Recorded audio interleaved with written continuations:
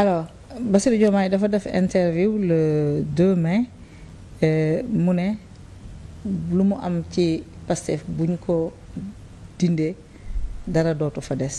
Ousmane Sonko tontu ko 2 semaines plus tard ne ko na woote bu ko 100 personnes toppee dina ko jaaxal. Alors ces jours-ci mu mel ni dafa am benn modèle lettre bu ñëpp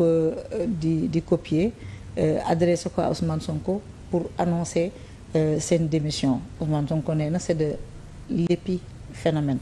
Au début c'est ce que Pastef a dit mais affaire bi takkarnaase na tous les jours il y a des gens qui démissionnent de Pastef pour aller rejoindre kiiraay de Bassirou Diomaye Faye. Est-ce que fait politique bu consistant la bu mérité que Ousmane Sonko taxaw réfléchir ci. Je pense que nit boo yoree parti politique di wut ay nit pour que ñu jàppale la ci politique bi ngay def ba pare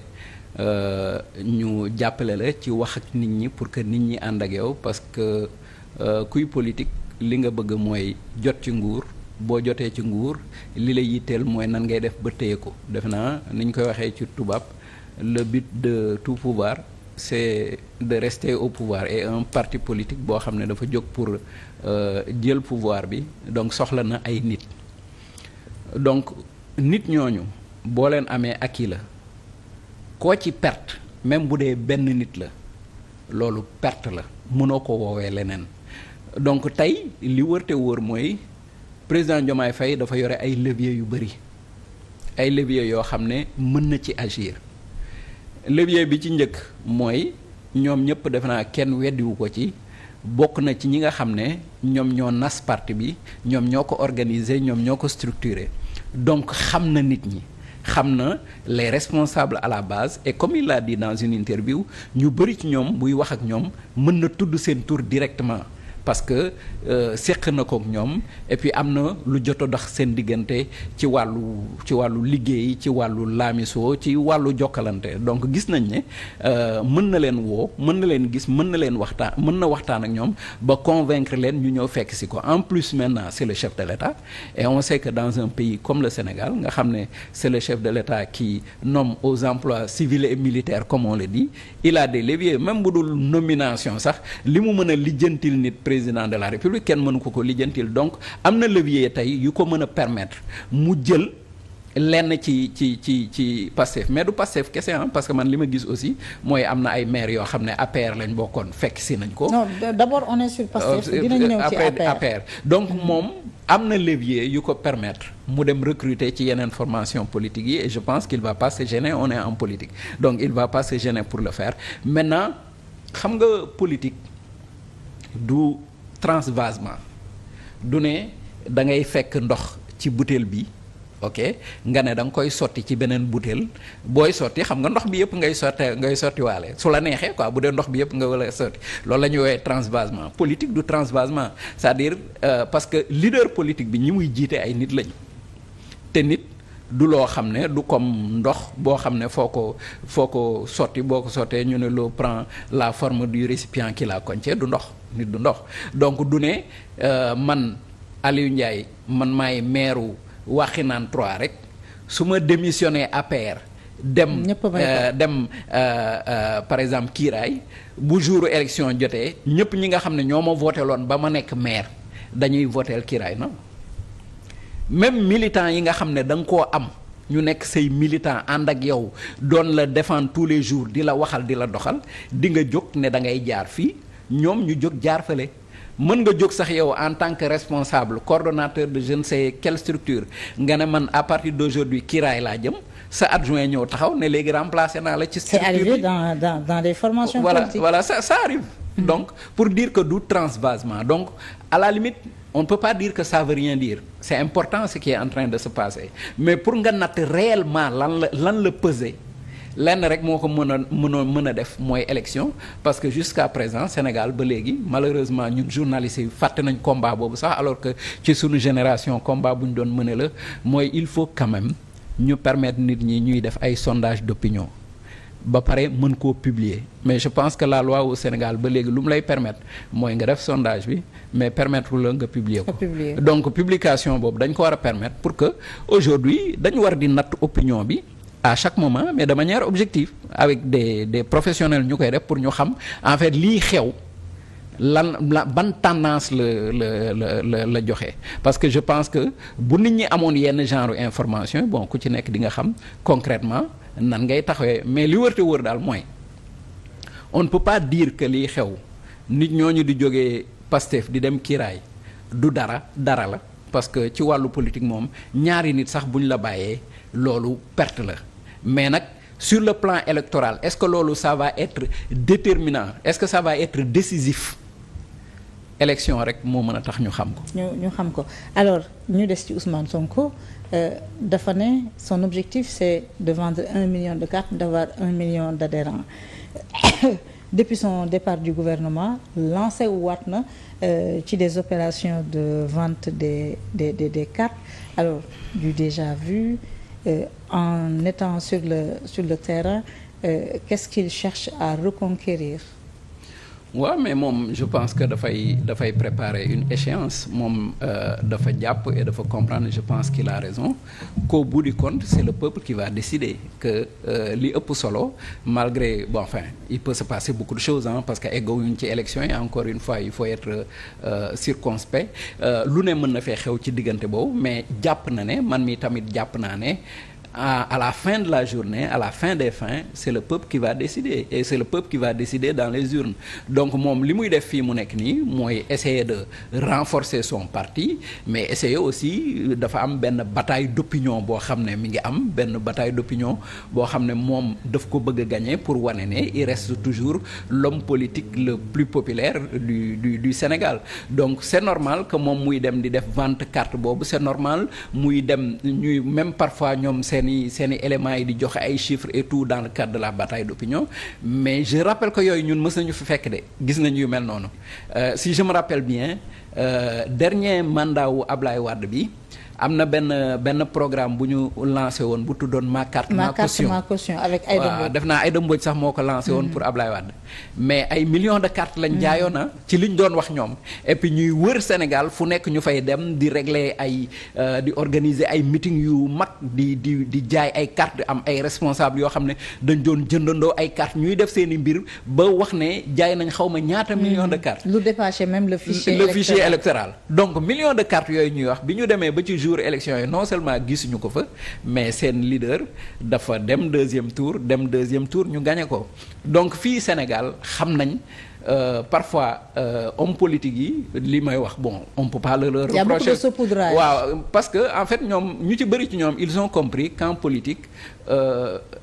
c'est pas la réalité qui est plus importante c'est la perception de la réalité qui est importante et Ousmane Sonko ci doxalinam tous les jours da ngay gis ne moom c'est quelqu'un qui tient à la perception moom ci perception bi la nekk moom d'ailleurs réalité bi c'est pas trop son problème c'est la perception que les gens ont de la réalité mooy problème donc ci perception bi lay liggéey et je pense que ci cadre li ma waxoon sànq la rek mortal combat boobu nga xam ne moom ak Bassirou Diomaye Faye dañ ko engagé. Son discours est-ce que après avoir dirigé le gouvernement 2 ans discours bi muy tenir nii c'est un discours qui peut capter que les populations peuvent capter parce que parfois j'ai l'impression que Ousmane Sonko actuellement buy waxaat on dirait que dafay fàttali ne il a été premier ministre qu'il a été aux affaires. waaw Ousmane Sonko de man damay wax souvent ne Ousmane Sonko respecté na ñi ko votelul je pense que ñi nga xam ne ñoom ñooy ñëw ci meeting yi ñi muy waxal noonu parfois buy wax ak ñoom man peut-être damay juuma mais damay sentir peut-être benn ñàkk wekk bu mu leen ñàkk wekk parce que quand même daf leen doon wax avant 2024 que moom bu nekkee premier ministre en 2 mois dina régler problème mu Sénégal ba Sénégal nekk dëkk boo xam ne ñëpp ñoo xam ne dañ fi jóge woon wuti dem bitim réew dinañ dellu si ci réew mi parce que réew mi dina am liggéey dina am naataange koom-koom bi aussi dina dox ñu jox ko réew mi pendant 2 ans 2 ans yooyu gis nañ ne non seulement doxul mais wax na fi wax boo xam ne mu dugal Sénégal ci guuta mooy wax boobu mu waxoon ci dette cachée et tout am yu bëri yoo xam ne mën naa la ci citer benn rek nañu jël kaaw li mu waxoon par exemple ci fonds secret yi ci fonds politique yi ne wax na plusieurs fois souvent nit ñi dañuy jàpp benn wax bu mu wax rek mais wax na ko plusieurs fois ne en fait moom bu jëlee pouvoir au Sénégal fonds secret yi dañ koy dindi wax na ko léegi bi mu nekkee premier ministre kenn déggul mu waxu dindi ko au contraire bi mu demee assemblée nationale la dernière fois muy wax daf ne moom am na 1,770 milliard et que moom posé wu ko problème sax ñu yokk ko je pense que segment de phrase boobu nit ñu bëri dañ koy bàyyiwuñ ci xel daf ne posé wu ko problème ñu yokk ko léegi Abdourahmane Diouf ñëw ne non seulement 1,770 milliard la doon am par trimestre mais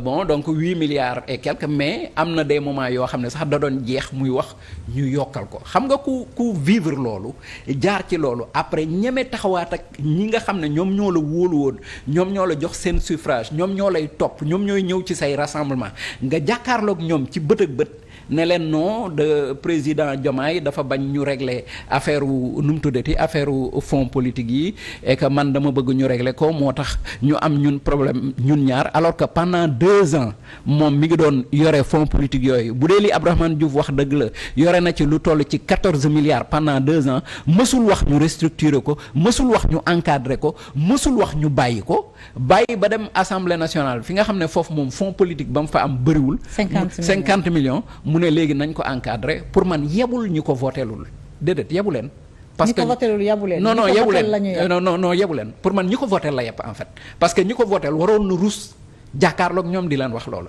à partir du moment où moom avant daf leen doon wax ne lii waru fi am dañ ko war a supprimer ñu ko koy jox mu noppi ba waa assemblée nationale ci boppam ñi nga xam ne ñoom ñoo koy voté ñoom seen bopp xamuñu ne ñi ngi ko koy jox ñu jox ko pendant ñaari at mu koy consommer ba benn waaye ne sax am na ay jamono da doon jeex mu naan ñu yokkal ko mu dem ba pare ci moom après ñëw jàkkaarloog ñooñu nga xam ne ñoom la diggoon loolu ne leen non bi ma mu mel ni non man su ma fi nekkee garaawul mën nañ ko bañ a encadrer mais man su ma fa jógee dañ ko war a encadrer donc cela veut dire que en fait yéen seen avenir xaalisu Sénégal nuñ koy kiiwee loolu c'est pas le plus important c'est man sama personne ak ci ban position laa nekk donc loolu pour man lu garaaw la en fait lu garaaw la ci sa rapport ak nit man de franchement bu doon man njaay la dinaa rus a wax loolu pour li tubaab di woowee le principe de non contradiction parce que mënuma wax tey lii parce que à l'Assemblée même defee son contraire ñëwaat di waxaat loolu. parce que am na séance boo xam ne dafa ne na Diomaye delloo ci xelam fonds politique yi liñ ci waxante woon nañu ko def boobu c'est l'avant-dernière séance à l'Assemblée nationale. la ko waxee woon et aujourd'hui ñu ngi proposer waat une réforme pour encadrer l'utilisation. de ces fonds. mais man xam nga lu ma reetaanloo ci loolu en fait je me dis. Manque de respect mënul weesu loolu en fait parce que ni ma ko gisee nii je suis sûr presque à 100% que tant que Ousmane Sonko mi ngi nekkoon premier ministre proposition de loi boobu jóge ci député Guy Marius Sagna du mës a am pire encore je me dis aujourd'hui qu'en 2029 bu ñu demee ba Ousmane Sonko gagné pouvoir bi bu ñu nekk président de la République soo moytul dinañ jàkkaarloo waat ak nit ñi ne leen bon bañ ko doon encadré di non xamuñu woon ne en fait fonds politique ci la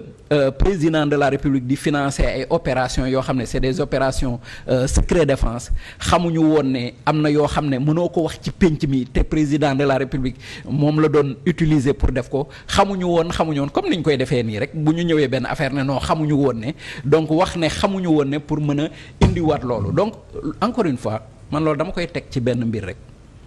mooy ci manque de respect bi ma doon wax xam nga ay nit bu ñu demee ba wóolu la ba boo génnee sa oto di daw ci mbedd mi ñoom ñuy daw di la topp ba nga jàpp ne ñoom nitewuñu suffisamment pour que lu la neex nga wax leen en fonction des situations et des positions pour man loolu manque de respect la ak manque de générosité la et manque d'amour là aussi, manque d'empathie là d'ailleurs. Et ça me rappelle les mots du général de Gaulle. Il a dit le problème des dirigeants africains, c'est qu'ils n'aiment pas leur pays. Et pour moi, il y a beaucoup de gens qui prétendent tous les jours aimer ce pays, ils n'aiment pas ce pays. Parce que non, ils n'aiment pas le pays. Suñu bëggoon dëkk bi seen bopp lañ bëgg. Maintenant nag xam nga niñ koy waxee rek bu ñu nekkee ci lu mel ni démocratie nga xam ne man benn carte laa am yow benn carte nga am keneen beneen carte la am dañuy respecter li ñuy wooyee la souveraineté populaire, c'est-à-dire peuple bi lu ñu décider loolu la. Mais man su ma sañoon suñu homme politique yi de tout bord laay wax dinañ gën a bëgg nit ñi. ba pare di sàmmonteeg seen i kàddu démb. waaw mais loolu mooy yërëm nit ñi xam nga tey mënoo toog dans un pays comme le Sénégal ak difficulté yi fi am difficulté yi am ci kër yi am ci ménage yi am ci hôpitaux yi am ci kaw gi am avec les inondations am ci leneen ak leneen sénégalais yi nekk peuple bu mën a muñ nag quoi qu'on dise peuple bu mën a muñ parce que am na yuy am Sénégal fii bu amoon ci yeneen réew ma tàkk na bu yàgg donc peuple bu mën a muñ la peuple bu mën a xaar la peuple bu mën a déglu la peuple bu mën a yaakaar la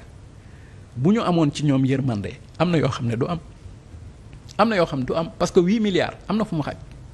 ak lu mu mënti doon maintenant l'État a ses réalités mais je ne vois pas pourquoi par exemple un premier ministre devrait avoir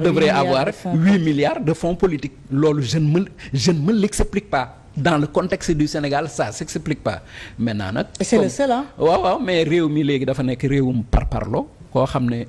ñu ci ku ci nekk dafa am foo far et en fonction de fi nga far lu nit wax da ngay xool ndax arrangé na sa boor wala arrangé wul sa boor su arrangé wul sa boor rek nga wut noo ko sikkalee wut yow sa boor li ñu def noo koy leyalee loolu moo am ci réew mi mais li am te muy dëgg ñëpp mën cee teg seen baaraam mooy li xale bu góor bi waxoon dëgg la réew mi même boo bëggee xaru budget bi doo ko am déedéet